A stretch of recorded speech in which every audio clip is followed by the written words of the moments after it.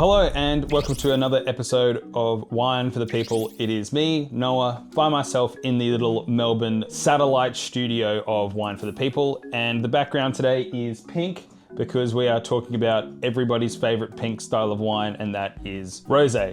Basically, I decided to do this video after it seems there was a really good response for the little deep dive we did on sparkling wine. So there was a bit of a request for rosés. That was basically the kind of beginnings of it, and it's really great to get nice feedback based on, deep dives and talking a little bit more in depth into the production aspect of wine. So that was really kind. And to be perfectly frank, I think rosé is best enjoyed in a really similar way that sparkling wine is and champagne is, and that's just with fun and frivolity and friends, and it kind of takes a lot of the pretense out of it. And I think that's why I like it so much. It's the ultimate sunshine drinking thing, and it's been marketed as such for a long period of time. Lancer's Rosé, the shimmering, bubbling, slightly bewitching wine that goes with any mood and any food, anytime.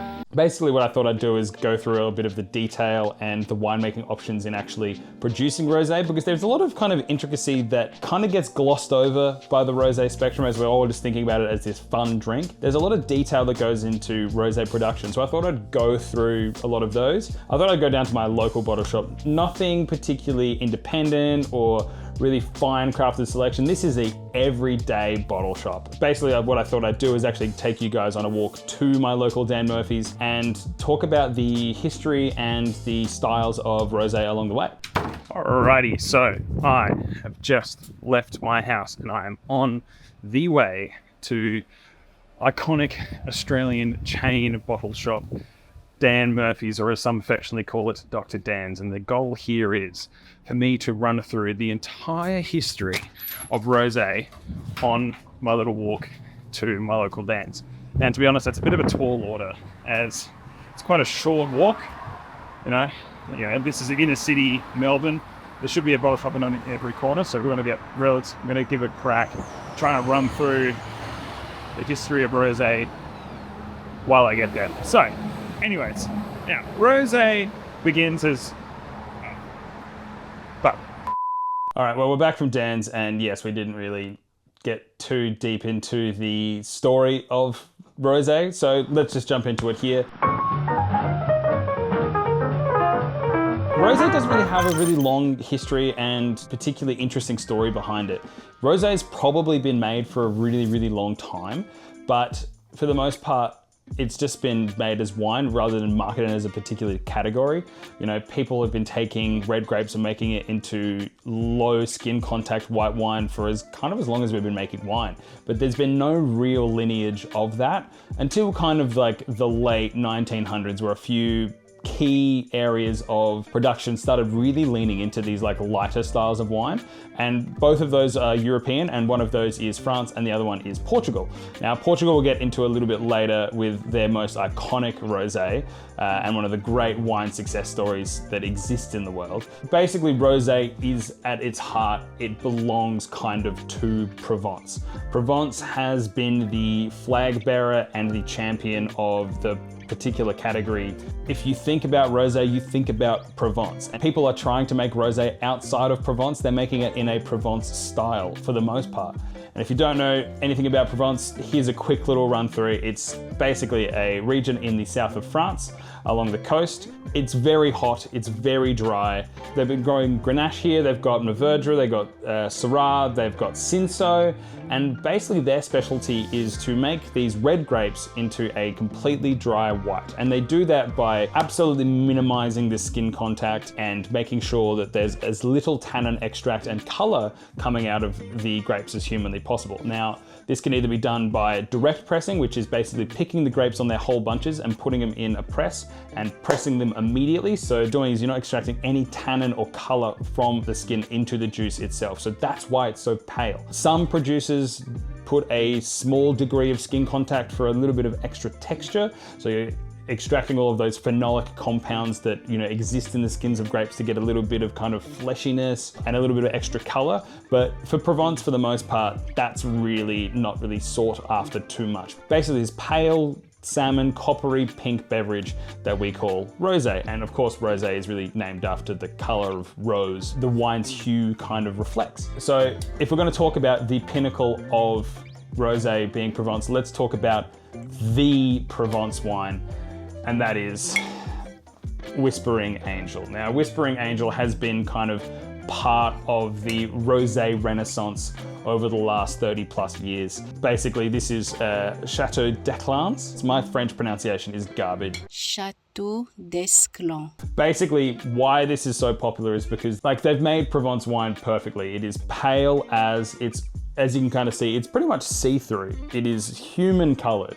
It is human skin colored. It is sun-kissed. The alcohol is sitting at a lovely 13%, so that's actually pretty medium. It's made in stainless steel, really cold ferment, really not much going on in that side of things. But basically, the reason why this has become so successful is the marketing aspect of it, is that selling the place visually is going to do such a great job in telling the story. Because if you go to the south of France, it's sunshine, it's beaches, it is one of the most beautiful and picturesque places in the world. And a lot of people, particularly from the Northern Hemisphere, go there on holiday because it is just such an ideal location. People who go on holiday to the south of France invariably end up drinking rosé.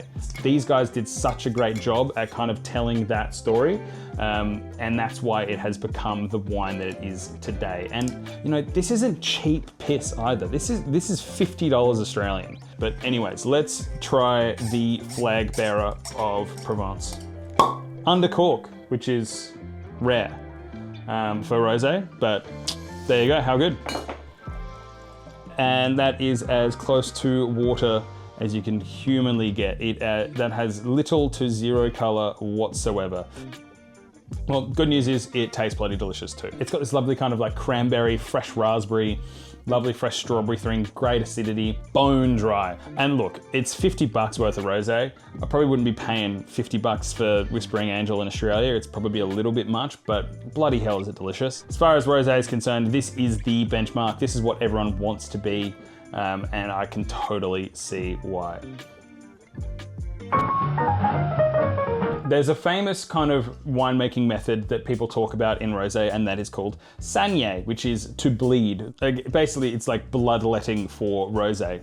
And what that means is that after crushing the grapes, after destemming and crushing the grapes, and it's got a small period of skin contact, the way you make rosé is basically to crush the juice off the majority of the skins. So there is a little bit of extra color that comes along with this and a little bit of extra texture, but you also get this amazing purity and kind of bright freshness to the fruit, which is like a really redeemed and sought after style. And a lot of rosé producers will end up blending the free run juice with pressings, but some producers actually will just decide to release a saignée or a Salasso style rosé. And we have one here for us today, and that would be the wonderful Port Phillip Estate Salasso Rosé. Port Phillip Estate is a winery based in the wonderful Mornington Peninsula, which is the local. This is absolutely local, so it makes sense why it's in my local dance. This is made from wonderful Pinot and Shiraz grapes.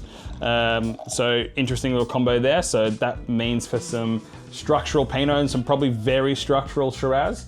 Interesting, probably, that Mornington cool climate area, want to get a bit more intensity and density from that Syrah. Doing that Salasso Saignée method to put it into this lovely little rosado rosé thing makes a lot of sense. Yeah, there's definitely some strawberries and cream. Yep, box ticked. Next, let's go.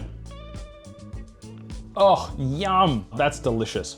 That is a absolutely fantastic rosé. That is so, so good. The use of oak here really shines through. There's this great extra, floral, vanilla-y, great acid, really fleshy little palate. Absolutely delicious. So there's one region in Spain called Navarra where they grow Garnacha, which the rest of the world calls Grenache, and they leave it on skins for a little bit extra time. They extract a little bit more extra color and phenolics and texture, that extended interaction of juice and skins.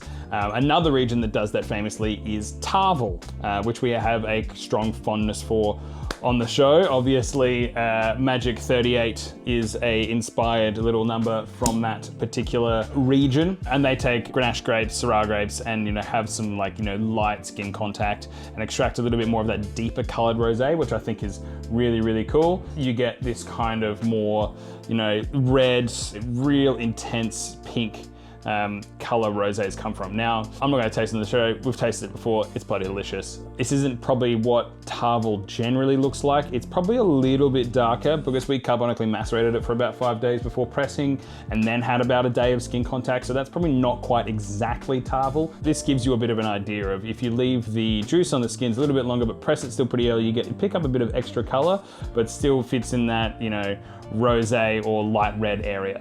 I thought I'd finish up on a particular style of rosé that is probably the scourge of a lot of people, particularly in the wine education space, because this is one of the most voluminous wines in the world. It is one of the most high-selling wines in the world, and it is a bit of an icon and it's a bit of a beast. People think about sweeter style rosés all across the world, and this is probably one of the culprits of that kind of predisposition of, you know, we've just had 3 bone-dry styles of rosé, but people still have this kind of thing in the back of their head that they think that rosé is sweet, and this is probably one of the great reasons why. Mateus. This is Portuguese rosé. Now, there's a few other regions in the world that make, you know, sweeter style rosés, very sweet, very deeply colored rosé. Look at the bottle shape, look at the color. It's 11% alcohol, so quite light. This cost me, I think, $16, so it's bloody good value. But I think when we're talking about rosé, we need to talk about sweet rosé. And the joy of this is that it's a little bit fizzy. It is fun, it's frivolic, it's supposed to be, you know, zero pretense and just enjoy it. It's really interesting. It's kind of thin, it's very sweet. The acid's definitely pretty peaky, definitely kind of is all over the place. Bloody delicious. I'm all about it. And it's 15 bucks, like why wouldn't you? That's it from me. Let us know if there's any rosés I should try. That's it. See you next time.